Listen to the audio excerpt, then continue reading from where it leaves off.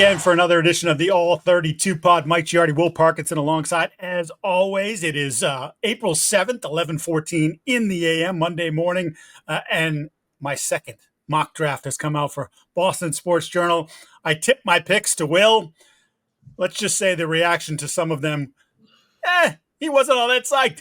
That's what this is about. This is a conversation we're going to have about the board falling a certain way and what happens if it does. And I want to remind people that, as with Will and knowing people across the league, I'm not just pulling these names out of thin air. I'm not saying that these are going to be the picks. I'm just saying we've heard different things about attaching teams to positions or players. Hence, this isn't just me closing my eyes and throwing a dart and thinking, oh, yeah, let's just go with it. So this is a reminder, the show always brought to you by Prizepicks, the exclusive daily fantasy partner of the CLNS Media Network. At Game Time, best tickets, best prices to get you into any event you want to see. All right, Will, let's just start with first of all, Cam Ward, number one. We've talked about it a million times. No need to, they canceled their visit with Shedeur Sanders. Cam Ward's going number one to Tennessee. But right away, here's where I choose chaos with the second overall pick. And this has been rumored, or at least there's been an undercurrent, if you will, of noise about the Dallas Cowboys and their affinity for Travis Hunter. Obviously, Jerry Jones, Deion Sanders, close. I have the Dallas Cowboys trading up from 12 to number 2 with Cleveland. So that is picks 12 and 44 in this draft, a first and third round pick in the 26th draft to get number 2 from Cleveland and 104 later in this draft. And they select Travis Hunter. Jerry loves his stars. He makes them wait to get paid. But this is an interesting scenario for me because I swear pretty much since the combine, you talk to every third person I talk to is like, well, I keep hearing about Dallas and Travis Hunter. Be a pretty interesting fit for him for sure. Yeah, I wouldn't be surprised. I just think it's a lot for them to have to move up that far. And, there was a time during the season where Dak gets hurt and I'm like, dude, they're the Shedeur team. They're the Travis Hunter team because it was like the Deion thing. And, hey, there's going to be an opening at coach. And do they try to make Deion and Hunter a thing and come back for Shedeur? Like, there was a million different things. And this was dating back, November time frame. Yeah. Of course, the GOAT, Cooper Rush and Mike McCarthy, figure it out a little bit as the season keeps moving along. And, obviously they don't end up with a top 10 pick. I've kind of banged the drum for a while. I mean, you have both said, hey, Myles Garrett, move him. Kind of restart here, and this is a great opportunity. The problem is Micah Parsons, you meant, yeah. No, I'm talking about Myles Garrett. The Browns. Yeah, okay. And Browns moving out. I get it. Like I think stacking picks, and if you don't believe in these quarterbacks, and you're going to go Kirk Cousins here and try to patch it together, if they go Kirk Cousins, but patch it together here. They brought Myles Garrett back, and I think we forget sometimes, and I did this too, where the logical thing was for them to blow it up, in a sense, and just, hey, let's start over, accumulate picks, and really, eat all the money we have to do this year and even maybe next year, and then 2027, like fresh slate, young team.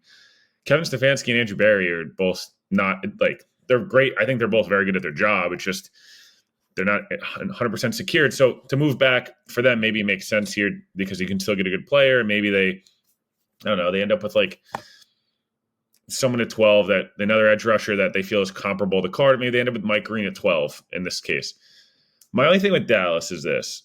What are you viewing Travis Hunter as? Because if you're going to come up for him, is he a two-way guy for you? Is he a receiver? I know everyone made a lot out of him not wearing gloves and how that's so impressive. Couldn't give less of a crap whether he wore gloves. He's a really awesome player. He was the best player in the country last year. He's probably the best player in the draft.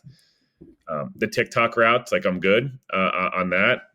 Those aren't routes you run in a real game, and double padding a comeback route and the whole thing. Like the whole production that was last week is another topic of conversation. But I don't doubt for a second that Jerry wants to find his Deion. He wants to find the next Michael Irvin, the guy that he can be all over every ad, and it's business as usual.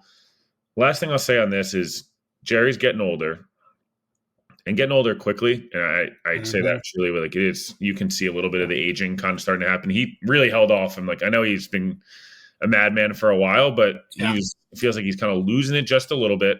And I do wonder if this is his last, like, hey, this is my shot to get the damn Cowboys. Like the whole thing. And frankly, if they can do a good job, which they've done for years, Will McClay and Stephen Jones and the whole gang of addressing offensive line, and they do a really good job with patchworking some day 2 and day 3 guys. Their hit rate on offensive line in the first round has been unbelievable throughout their tenure. If they can start to patch it together a little bit, the defense can be, healthy next year, obviously with Micah, who looks like they're going to pay. I wouldn't, but whatever. Trey Diggs come back and the whole thing, and everyone kind of come together, and your offense is CeeDee Lamb, Travis Hunter, and Dak. That's a pretty, really nice, good trio. And we've been Yep. on the rooftops for years. Every time there's a receiver on the market, go get CeeDee Lamb and partners. Devontae last year, it's Diggs, it's all these guys. Maybe this is the year they finally do it. And if they're comfortable and they feel like, hey, we can do a good enough job in this draft of in round 2 or round 3 and round 4 and of getting our guy. Again, I don't know why they've given up a 4th and a 5th for 2 guys who likely you don't really want to have playing. All that said, it's a fun idea, and it would make box office. It would make the movie Draft Day look like nothing if they end up with Travis Hunter on draft night. Well, in this scenario, as they move with Cleveland still gets their quarterback in Shedeur Sanders. They get him at 12. And if you start to look at the way the board's shaking out and sort of the vibe that's coming from certain teams, Jeremy Fowler was just on ESPN on Sunday talking about basically the Giants are going to pick Abdul Carter or Travis Hunter, who's ever there at 3. So in this scenario, it's Abdul Carter at 3. Now, I know you're in the New York, New Jersey area. Oh, they have Brian Burns and Kayvon Thibodeau. Why would they do that? And as I wrote in the Boston Sports Journal mock draft, Kayvon Thibodeau low-key kind of stinks. 4 sacks his rookie year, 5.5 last year. He had the big year 2 with 11.5 sacks, but I believe 6 of those came in 2 games against backup tackles. So, he hasn't been at all what they thought he was going to be. And to me, this is a whatever, Kayvon. First of all, if we keep you around this year, then we have 3 guys that we feel like can get after the passer obviously at a high rate in Burns, and then you bring in Carter. And then maybe Carter's just so good right away that Kayvon Thibodeau is moved somewhere else, and you don't have to worry about that. It's a bit of a headache. But to me, it makes a lot of sense if you're the Giants. And we've talked about this so much about did signing Wilson and Winston take them out of the quarterback market? I don't think necessarily. However, it's not as if they're not paying him no money. Jameis Winston's making backup quarterback money. Russell Wilson's making low-end starter money. To me, if they're going to go quarterback, it might make more sense with what they've invested to do it in rounds 2 or 3. Find a developmental guy, hope that they hit on that.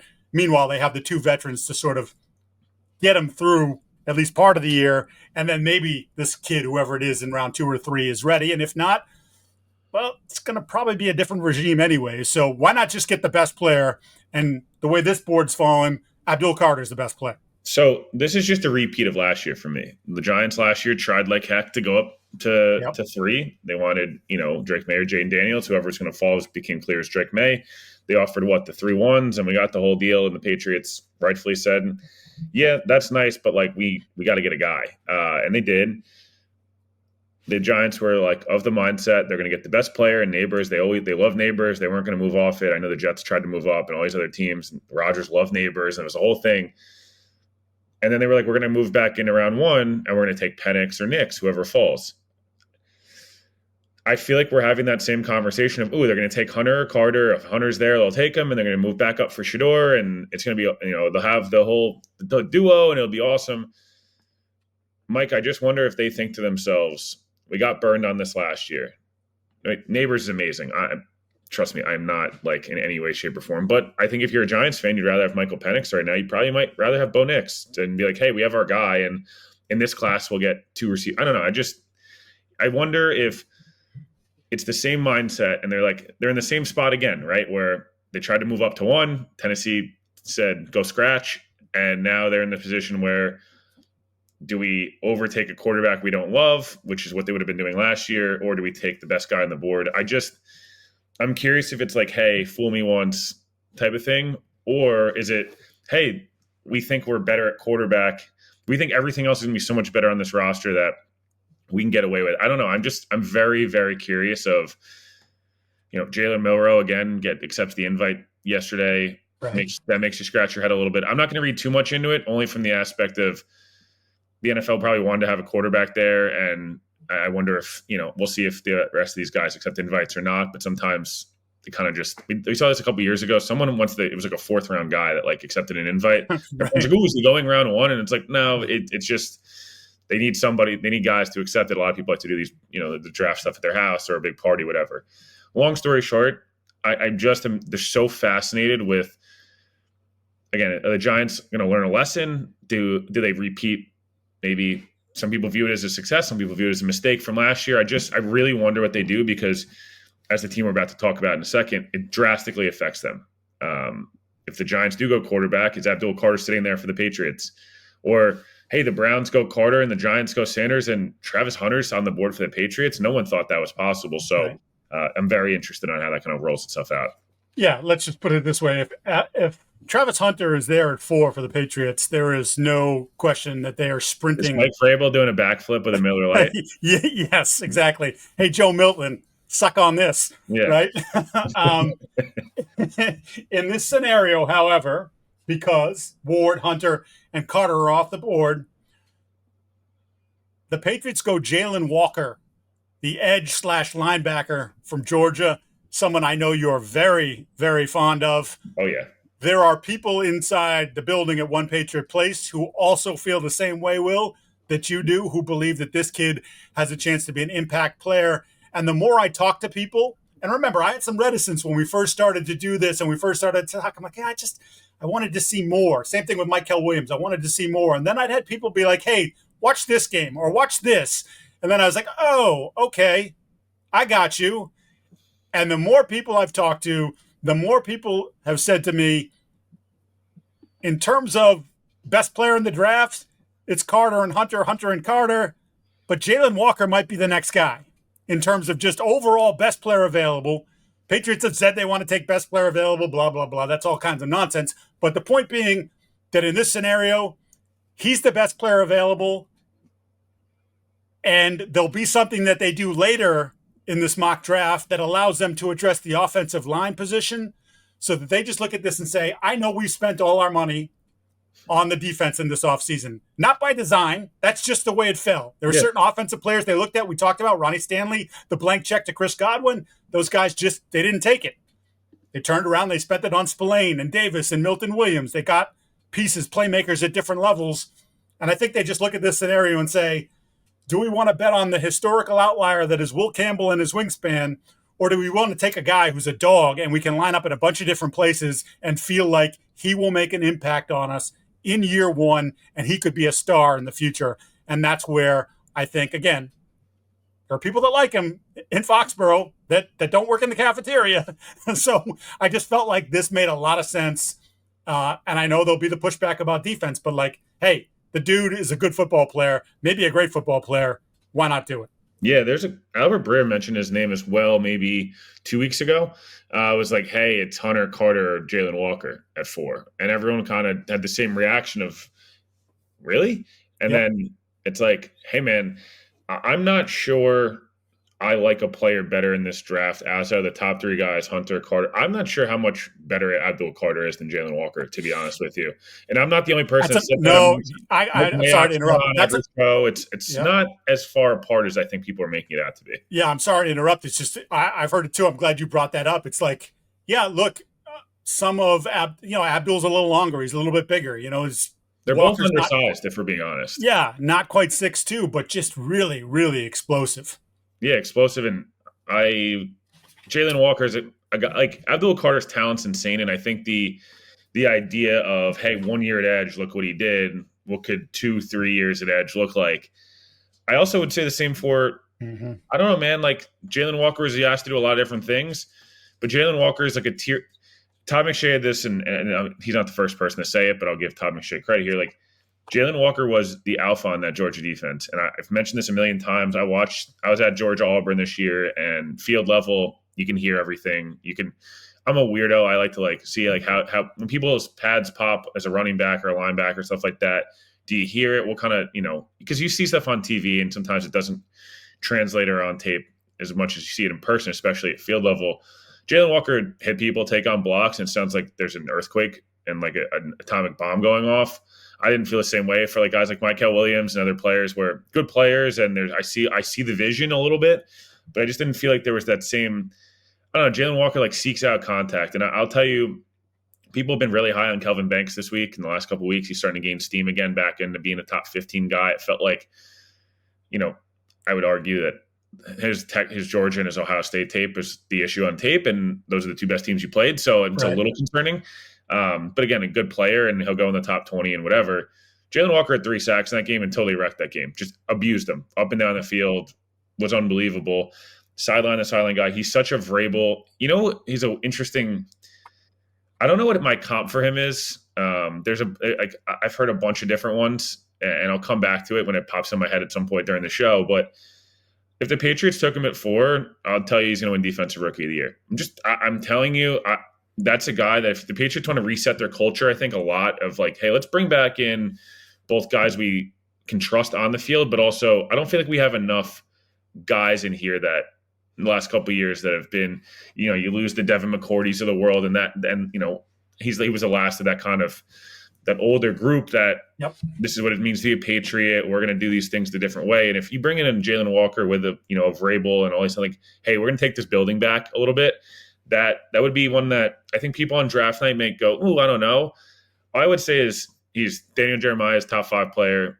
Dane Brugler has him at 3. Yeah. Outside of Genty, Hunter and Carter, Mike Mayock has him, I think, at 2. Like, I'm not making this crap up. There's legit love for him around the league, and I view him as an edge. But if you viewed him as a chess piece, wouldn't you trust Mike Vrabel to be able to figure it out with him? 100%. I just want to share this before we move on. It's just what I wrote. Nothing the Patriots did in the defensive side of the ball in free agency would prevent Vrabel and company from tabbing the 21-year-old with a combination of athleticism, surprising power in his 245-pound frame, which is something that you pointed out, the sound he makes when he collides with people, and the highest football character. The Georgia staff, in bold, loves him. Is he an edge? An off-the-ball linebacker? He split reps for the Bulldogs, but the more I've watched his tape, the more I foresee him on the outside for the Patriots, but I foresee him as we're talking about, an impact football player in New England. Let's move on. Number 5, I have Will Campbell, where they're a little bit surprised because I think everybody thinks that Will Campbell, Patriots, that's been a thing. This is a guy that we can put in. Pretty much he could play any one of the spots in the offensive line, whether it's left tackle, left guard. If we want to switch him to the right side, we've talked about it a million times. I don't want to beat it up. We both think he's a good football player. I don't know that I would trust that guy. I found it. It's from. Oh, let me hear it. I'll just say it. My brother comped him as. There's a lot of the Micah comps, which you'll hear. The other one, which Bruce Feldman went on Ryan Russillo and talked about as well. Another guy who has him as a top 5 player, Will Anderson, as an edge, just like really twitched up athlete. Nuts. Will Anderson's been pretty damn good for Houston. Right. So if the Patriots took a guy like that at 4, I think you feel pretty decent. Yeah, that would be I don't know how you could. I mean, look, I get how people wouldn't be excited about it because of the defensive investment. You turn that defense into a top 10 defense. Yeah, but what if Emeka Egbuka falls to what are they, 35, 34, whatever it is? 38. 38? I don't know. If you roll out of round 1 roll out of the first 2 days with maybe they take Big Ozzie out of BC in round 3, and you're sitting there and the Patriots have Ozzie, Emeka Egbuka, and Jalen Walker, that you're significantly better than when you started the day on Thursday. My scenario looks a little different. We'll get to their second move in the first round. That's right. The Patriots end up with 2 first-round picks in my most recent mock draft. But before we do that, Prizepicks, the best place to get real money sports action. Over 10 million members, billions of dollars in award winnings. Prizepicks has made daily fantasy sports accessible to all. You just pick more or less on at least 2 players to win up to 1,000 times your cash. Springtime here. Baseball season officially underway. Aaron Judge is hitting home runs at a ridiculous rate, and he's not using the torpedo bat. Don't miss your chance to add your favorite players from the diamond in your Prizepicks lineup, whether it's strikeouts, RBIs, first-inning runs. Take your pick of more or less for your shot to win that kind of money that I'm talking about. Sign up today. Use the code CLNS if you download the app. and you immediately get $50 off instantly after you play your first $5 lineup. You can download the app today. Use the code CLNS to get $50 off instantly after you play your first $5 lineup. Also, don't forget, we're getting to the nitty gritty here with the NBA and NHL seasons, so you can combo sports if you like. And then, of course, playoffs is going to be a fun time. April, May, and June. Prizepicks, of course, as always, runs your game. Let's go to the next 5, but I really want to focus on that team that you cover in New York, so we'll just blow right by. Mason Graham going 6 to Vegas. As I wrote, wow, okay, Max Crosby, Christian Wilkins, Mason Graham, Malcolm Kuntz. That's a pretty good front 4. We know Pete Carroll wants to get after you defensively. That certainly does it. Here's where the Giardi to Parkinson text happened last night, and I don't know if Will cursed me in private. Isn't it crazy, by the way, just as a one aside, that you didn't even have to say Tyree Wilson? Like, we're only like 2 years into this thing, and like it's not even doesn't even come to the top of your mind. It's wild. Josh McDaniels. That was regrettable. At number 7, the New York Jets select from Arizona 6'5" wide receiver Tet McMillan. As I wrote, McMillan's been picked apart, but teams have been consistent with how they view the talent. His catch radius is absurd. And every time the University of Arizona needed to play, he was the guy. Aside from Garrett Wilson, and this is my big thing to you as I start looking at various position groups in the Jets and saying, okay, they have Garrett. And then what else? So you could think about tight end here, which we've talked about, Tyler Warren being a real possibility. We've talked about Armand Membu at tackle. I just wonder if giving Justin Fields another playmaker and really someone who can be an incredible security blanket, just in terms of, I'm in trouble, throw it to the 6'5" guy, and he tends to win the ball, that there is some real sense in Tet McMillan at number 7 to the Jets. I don't think this is insane. I think he's a guy that'll go in the top 20. Some people like him better than others. I know Trevor Sickman at PFF has him as his 3rd overall player. Again, I don't feel quite as high on Tet. You and I are in the same boat. He's not necessarily what I would consider my favorite kind of receiver, but there is a pathway where you look at it, as we talked about, Drake London. Is it Mike Evans? Is it that, big outside receiver? Like, what is it? And that just, for a team that needs playmakers, he could be that. Yeah, I don't think it's crazy. I had someone mention to me, like, what if they just take Matthew Golden and think – I don't know if I see that. Matthew Golden has some similarities-ish to Garrett Wilson where kind of feels like it's a redundant. The Jets have – the Jets have addressed the bigger wide receiver area in free agency so far. They've, Josh Reynolds and Tyler Johnson. I'm not saying these guys are stars by any means, by the way, but Josh Reynolds and Lazard and Tyler Johnson are kind of all very similar. They don't really have a burner, and I just wonder – Tet's not a burner, and he's a good player and whatever.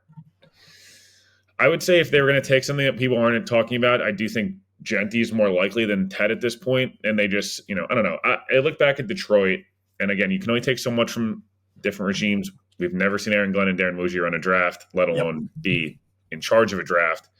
But Detroit went like pretty unique roles over the last 5 or 6 years. They've rebuilt this thing. It started with Hawkinson in the top 10, which to me means, hey, you never know with a guy like, Warren, obviously, who the Jets are hosting on a visit. I'm just curious. I won't think it's like a bad pick. I don't know how much better I like Tet than some of the round 2 guys.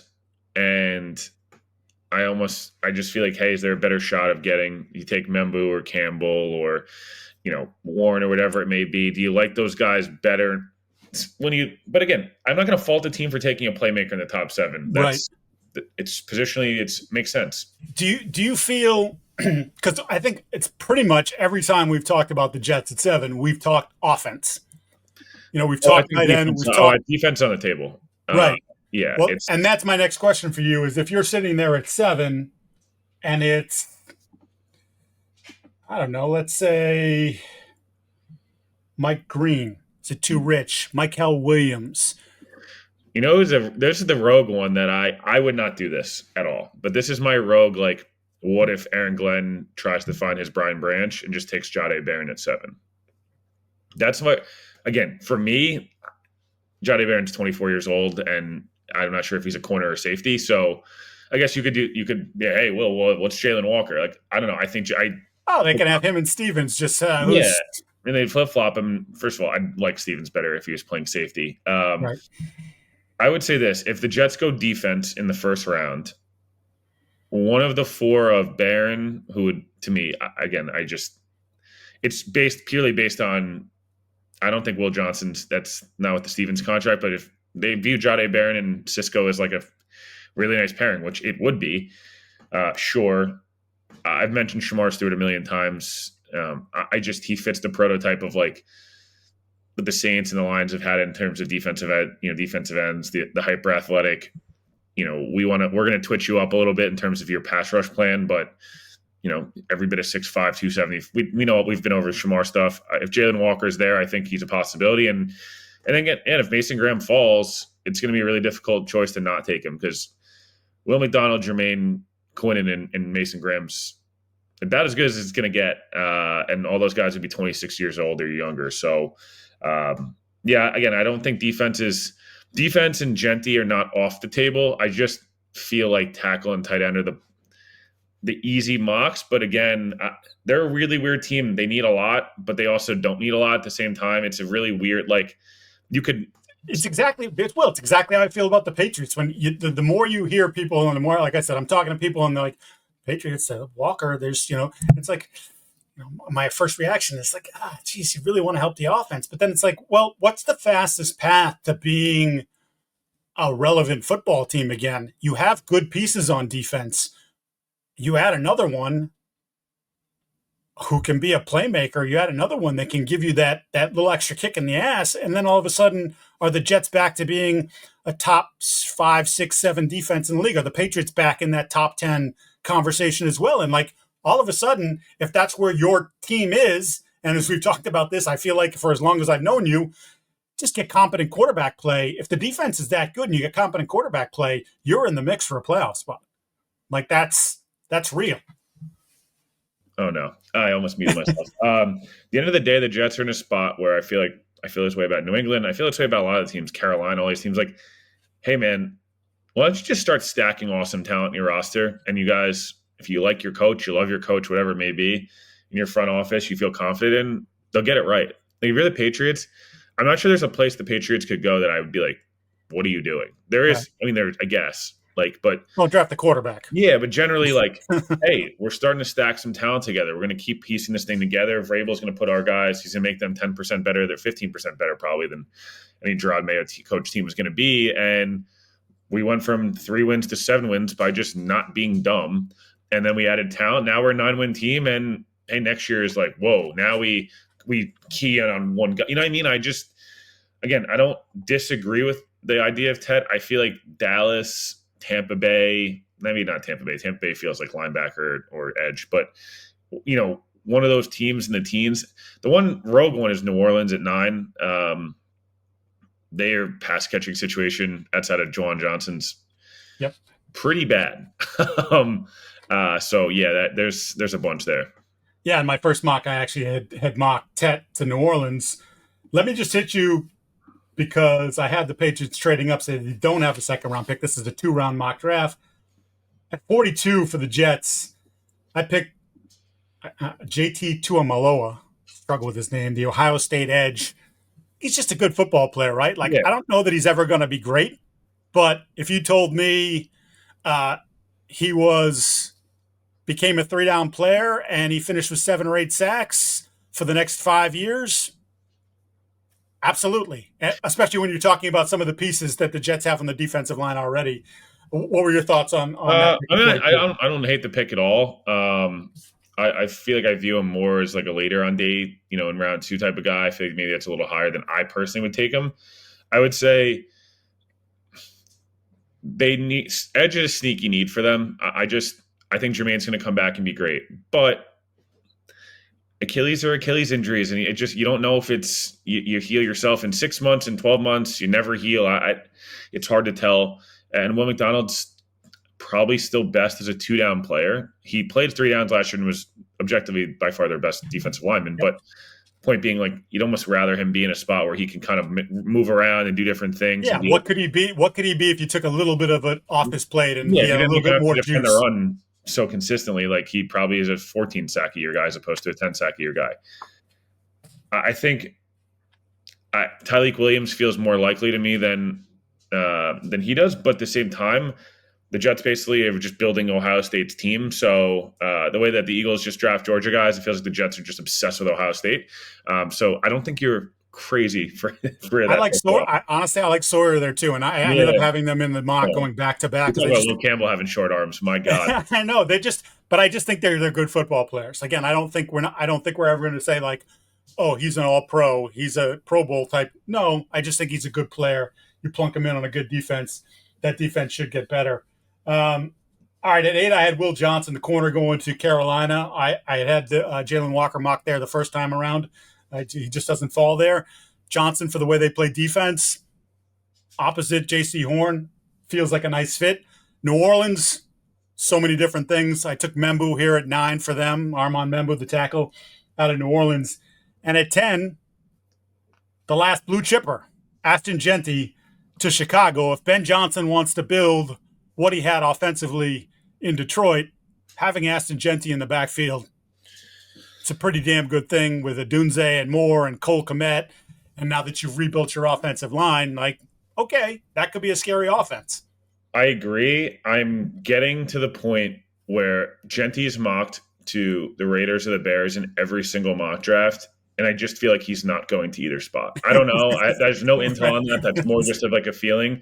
But I feel like this happens every year. 2 or 3 guys get mocked. Like Tyler Warner of the Jets is every mock draft is Tyler Warner on Medbu. Like there's a chance they don't take either guy. And again, it's not you. It's more of just in general. Yeah, the Bears need a running back. I also could argue that I don't know if like they're good enough at edge right now, and I would rather have a good edge rusher than another. Like at some point, Caleb's going to have to just be good, and that's going to have to be the thing, and they're going to have to figure it out. And maybe it's, I don't know, they take Jenkins or one of these guys at the top of round 2, and that's what they do. Or hey, Amarian Hampton doesn't go as high as some people think he's going to go, and he's dropping into the 20s, and the Bears with 800 picks move up and get him. Like, or they trade for Breece Hall, or they do something like that. Or the idea of Genty makes a ton of sense. It's probably a good shot it happens if he gets past the Raiders. Mike, I'm getting that weird. Oh, I know it well. It happens. Weird You're spidey like, senses. That's like everybody and their mother is on the same ballpark with Genty, and I just feel like he's either going way higher, he's going to Jacksonville, or doing something crazy, or I wouldn't hate that, by the way. No, I wouldn't hate that at all. I don't know. The Jags low key need a lot, and at the same time don't need that much. So they're very confusing. But yeah, no, I'm very curious if Chicago really takes a running back that high. I don't know. Maybe I'm crazy if one of the Membu or Campbell fall to 10. Like, I'm sorry, I think I might have to do it. I know they've invested a ton, but it can never be good enough. I don't know. They're a really interesting team. Another team that in the top 10 is very very intriguing. What they did in free agency, Will, was that they allowed themselves, even though as we're talking about, they still have needs. But what they did was they filled spots. So now it's like, well, if the best player we have on our board is available, we can take him. Like we don't have to force something here. We can just say, no, we have Genty rated higher than anybody else, and we filled our guard spots. We got our center. We added a third DB. We did that. They did these different things where you're like, I don't have to force something here. And I think that's a pretty good place to be. Let's rip through from 11 to 20. See if you got anything here you want to talk about. Colston Loveland going 11 to San Francisco. At 12, as I mentioned, Shedeur Sanders on the trade back. I just touch on that really quick before go ahead. Loveland's one of the most interesting guys because if you told me the Jets smoke screened this thing and just took Loveland at 7, sure, I get it. Some people have him as tight end 1. If you told me Loveland fell into the 20s because he's a good athlete, I don't know if he's like a tier 1, like S tier athlete for lack of a better term, and doesn't really block all that well. He's fine. He's competent enough. He gets in the way. But he's just such an interesting guy, and I feel like if there's certain players in round 1 that I feel like you're going to have to trade up in front of teams. Like I feel like if one of Warren or Loveland's on the board for the Colts, they take them. So if someone loves them, they're going to have to move up. I feel like Jalen Walker is going to 8. If someone wants him, they're going to have to move up, or you just little things like that. San Francisco, a team that sneaky needs so much help. The roster is just so much. It's really fallen apart. They had to purge. They had to purge a lot of bodies to pay. Well, they still haven't paid him, but to pay Brock Purdy in part, and some of those guys get old, like and Debo and paying Trent Williams at 38, like $1,100 gazillion dollars, and for him to like show up when the season starts. And again, Trent's a Hall of Famer first ballot, but I think I would have been like, hey man, it'd be nice of you to show up. Yeah, maybe. Yeah, my point being, that would be one of those. They probably need offensive line and D-line help, but like I don't know, Kittle and Loveland for a year and maybe 2 years, and as Kittle starts to age, do they start to turn it over? And he being around Kittle for 6 months to 6 years, however long Kittle wants to play, does he become a good enough blocker that wow, that's a really nice tandem? Like people, I think Warren at 6.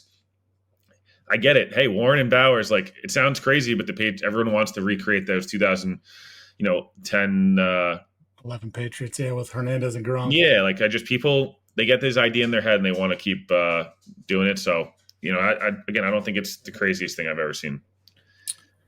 All right, so Shedeur 12 on the trade back with Dallas. 13, I had Malachi Starks, who I just think, again, he's a lot cleaner of a prospect than people think he is, and he's going to he was a top 10 pick last year if he'd come out. And they didn't have as awesome a year defensively. He didn't have as awesome a year defensively. I thought he had the best on-field workout of the scouting combine, maybe of anyone. I'm talking about the workout part, not the testing part, the actual workout part. I have him going 11 to Miami. And yes, I know Teron Armstead just retired, so they have offensive line needs, but they did draft Patrick Paul last year in round 2. Indianapolis, Tyler Warren, which we've talked about. Hard to believe that the tight ends get past that. To me, that's probably Warren's floor. Yeah. Amari and Hampton at 15. I had Denver trading up with the Falcons. Falcons in desperate need of adding some more selections after getting rid of a third-round pick for Matthew Judon last year. Jedi Barron at 16. Jedi Barron at 16 to Arizona. Then how about this one? Green Bay trades up from 23 to 17 to get Matthew Golden. And he's such a Packers receiver. Isn't he? Yeah. And the Christian Watson thing with the knee happening late in the year, so you're probably not looking at him even returning until December. And then, what's he going to be? Here it is, outside receiver. We've got the speed that we want on the outside. You still have Jaden Reed and some of the other pieces on the inside. He just feels like – and it feels like that's been the talk for a while now, probably even dating back to the Senior Bowl. Packers, even though they have a lot of receivers – sneaky want another wide receiver.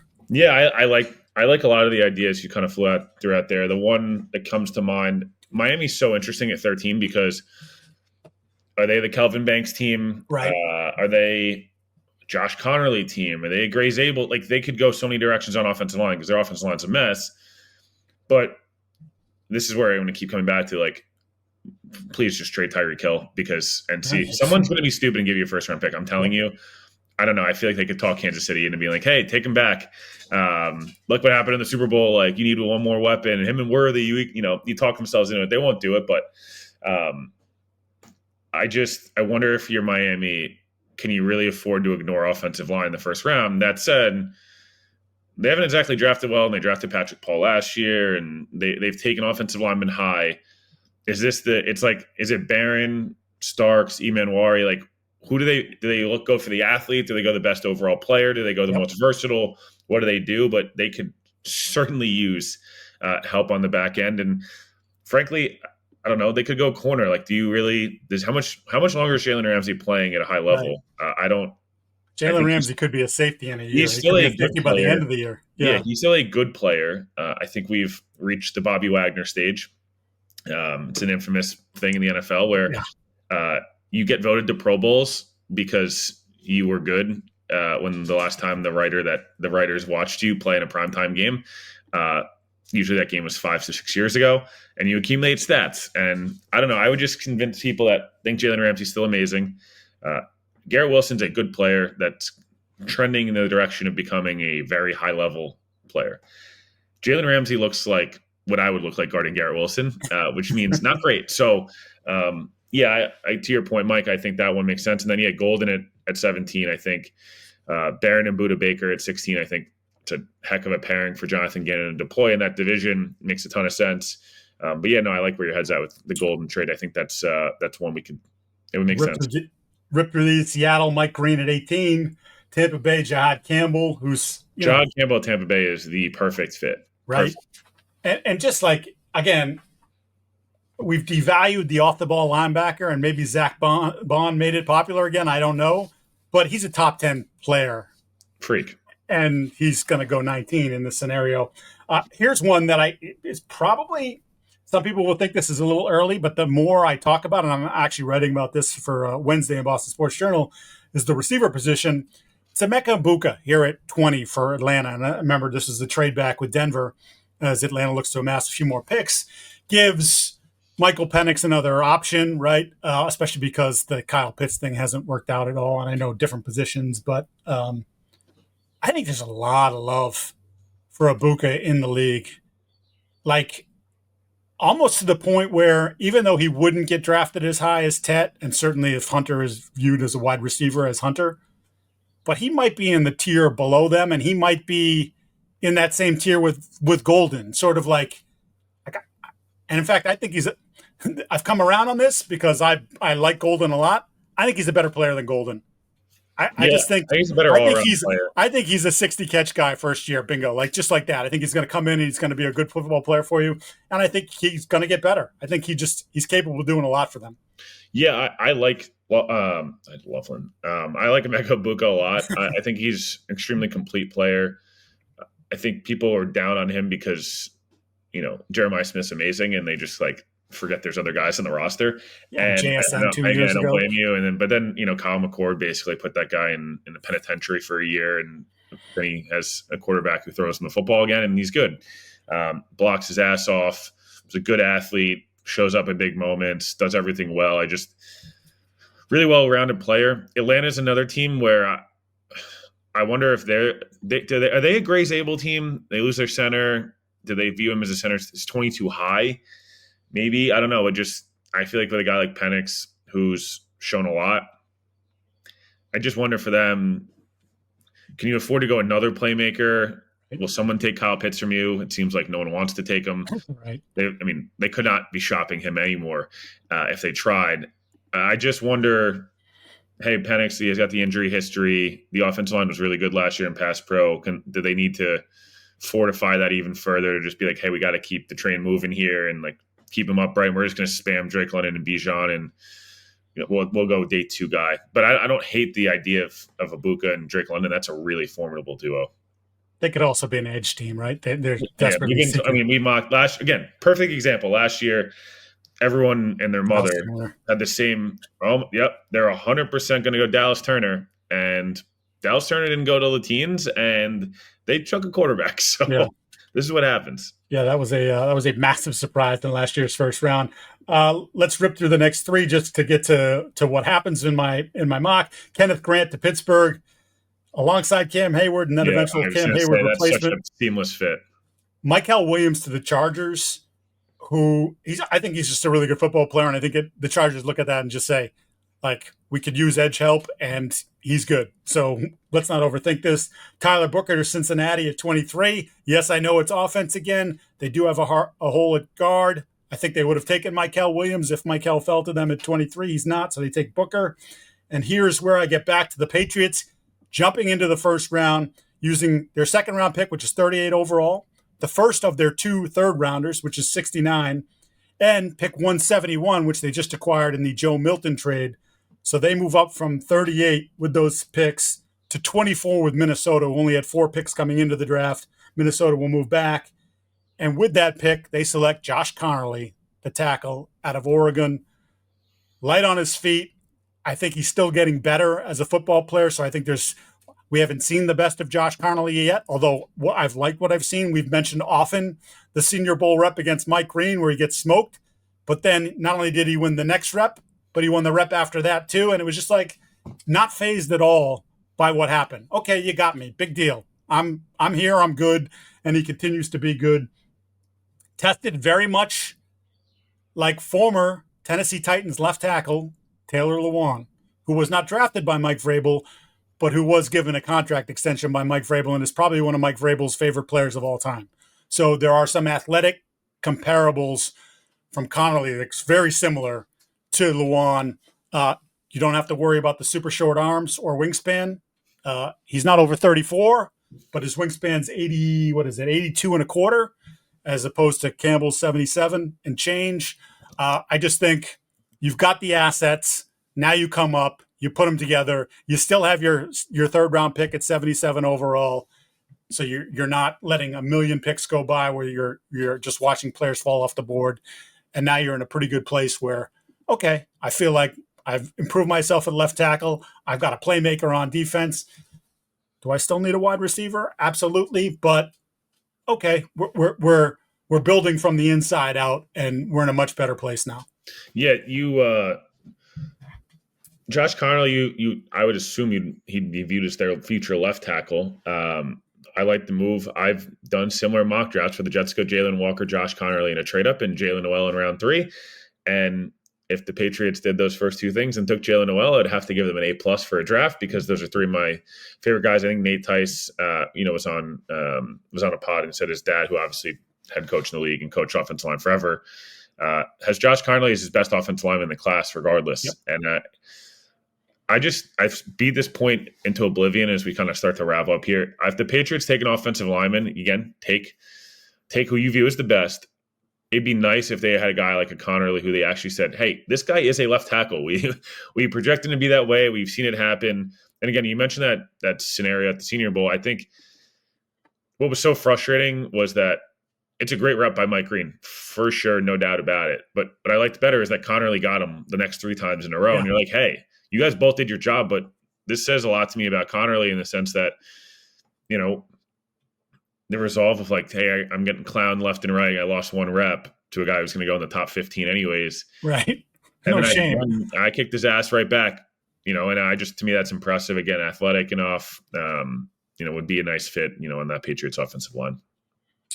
Yeah, it's to your point, you don't have to twist yourself into the, well, we like we like Campbell's tape at LSU, 3 years as a starter, 2,500 steps. Yeah, it's all there. No one's played left tackle with those measurements. No one's been an All-Pro, Pro Bowl level tackle with those measurements. So, I mean, if you're doing that at 4, you better freaking be right, because otherwise, what did you just do? Did you draft an average guard? Like, that just doesn't make any sense to me. No. This makes a lot of sense. At 25, I had Josh Simmons. We know, you and I both agree, he'd be a top 10, maybe top 5 pick if he didn't blow out the patellar tendon. Again, he's a pain in the butt. But if Houston's happy with the medicals and happy with the personality check, he makes a lot of sense there.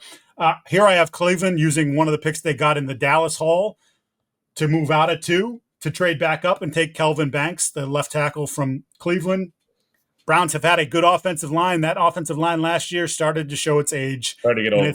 Yeah, it's now time to start rebuilding. You mentioned there is some concern about Banks. His tape wasn't awesome this year. He struggled in a couple of big games, but he's been a multi-year starter for Texas, and he has all the tools in his bag to do it. I have Ezeraku, the edge rusher from BC, going to Baltimore.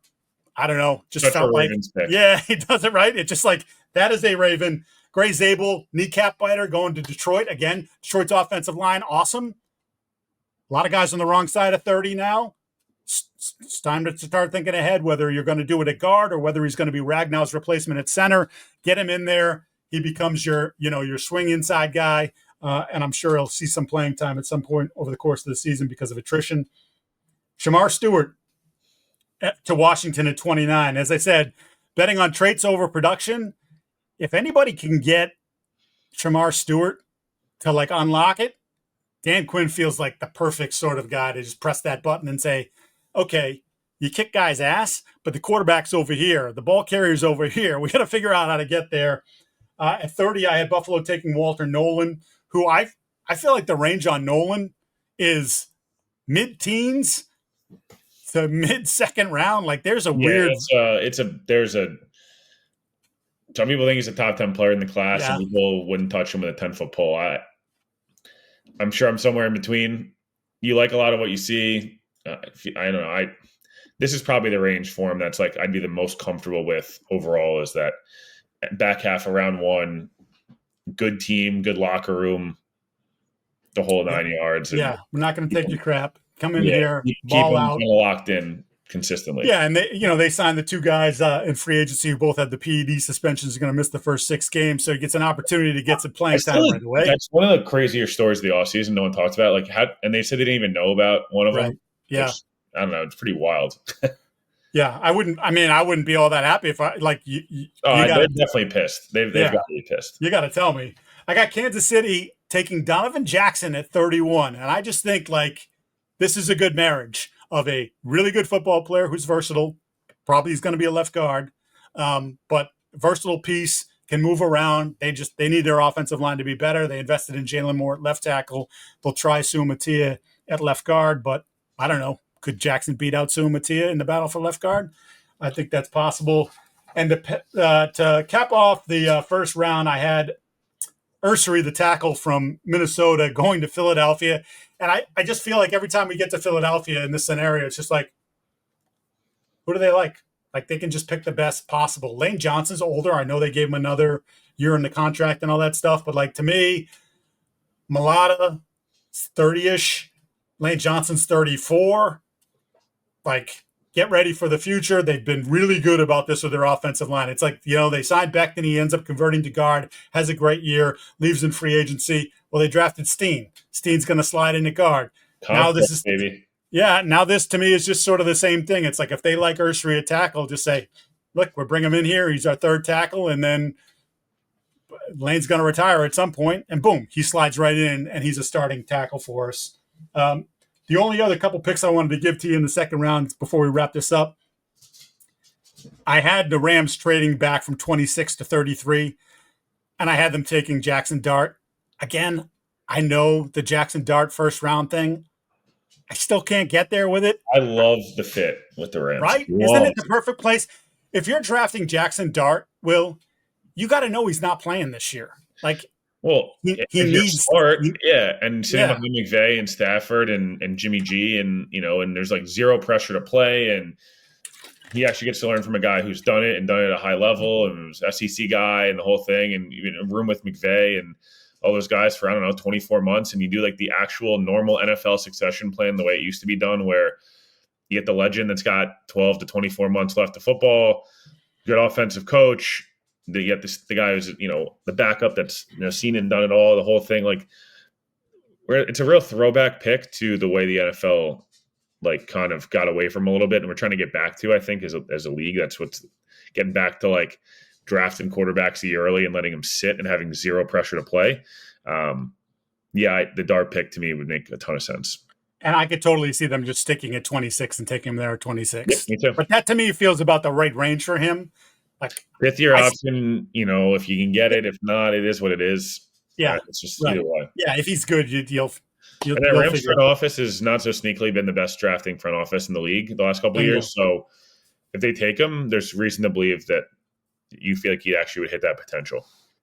I agree. I had Jaden Higgins going 40 to New Orleans. More I watch Higgins, more I like him.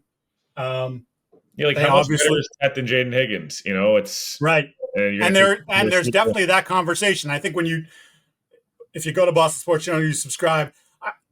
I always try to look at it as you're pairing the picks. What you're doing at 7, what are you doing at 42? Well, why would you? Okay, what's the better scenario? Where do you have players rated on your board? I think you kind of have to think of it in that manner. Tyleik Williams, who you like, I like him too. Really good ball player from Ohio State. I am going 39 to Chicago. And last one I wanted to hit on, where is it?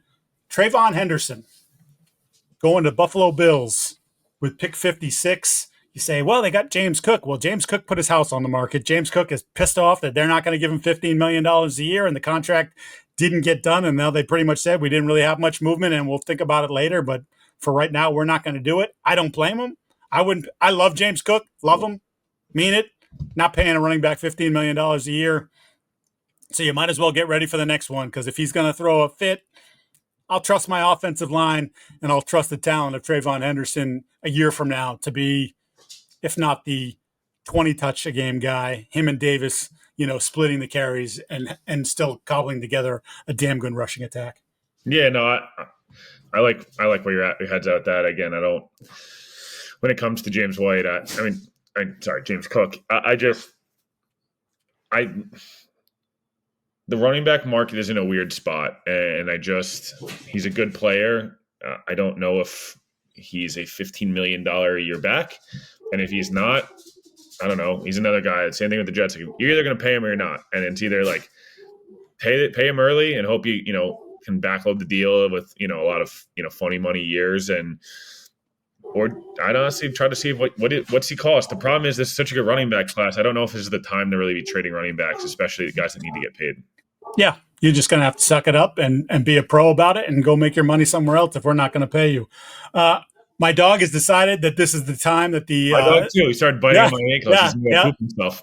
It is now time. So we appreciate you watching this edition of the All 32 Pod. Remember to rate, review, like, subscribe, do all those wonderful things. We appreciate you and your support. And we will be back with you again at the end of the week. For Will, Mike, we'll talk to you later.